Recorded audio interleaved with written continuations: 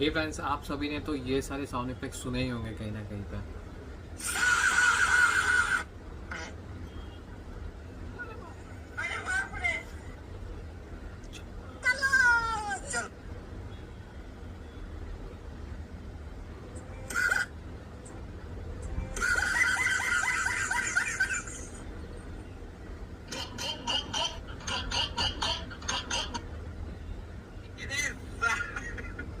तो आपको ये कहाँ से डाउनलोड करना है इस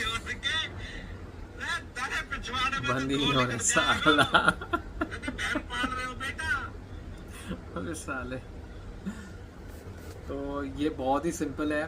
मैं आपको वेबसाइट का नाम यहाँ पे ऊपर दिख रहा है आपको, आप जहाँ से डाउनलोड कर सकते हो सारे के सारे। और यहाँ पे काफ़ी सारे हैं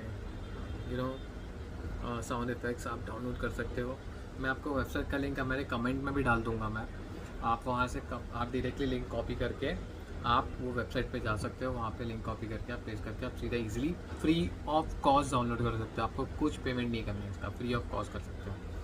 Till that time, take care guys, and please subscribe my channel for more hacks like this.